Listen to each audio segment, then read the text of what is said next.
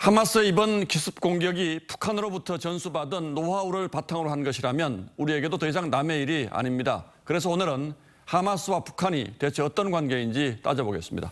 자, 홍현 기자, 하마스가 쓴 무기 가운데 북한제가 있는 것 아니냐는 의심은 계속 있어 왔는데 우리 군이 확인한 건 이번이 처음이죠.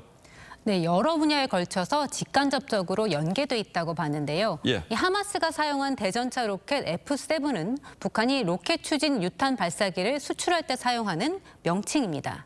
이 음악축제장을 무차별 공격했을 당시 하마스가 이걸 사용했다는 생존자의 증언도 있었습니다. 이 북한제 방사포탄이 이스라엘 국경 지역에서 발견된 건 북한이 최근에도 이란이나 시리아, 헤즈볼라의 무기 수출을 활발하게 한다는 정황이라고 우리 군은 분석했습니다.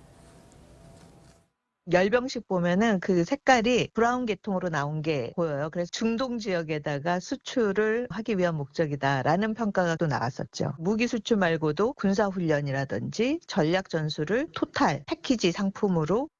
예, 무기 말고 하마스로 넘어간 전략 전술 같은 게 있다면 구체적으로 어떤 걸까요?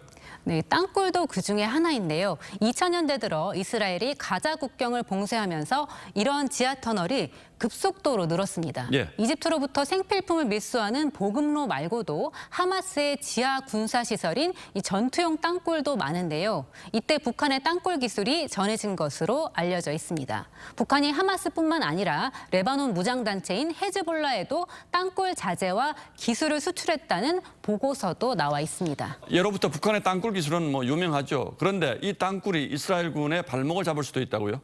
네, 하마스의 지도자는 자신들이 건설한 이 지하 터널의 길이가 500km라고 주장했는데요. 이렇게 거미줄처럼 복잡하게 얽혀 있습니다.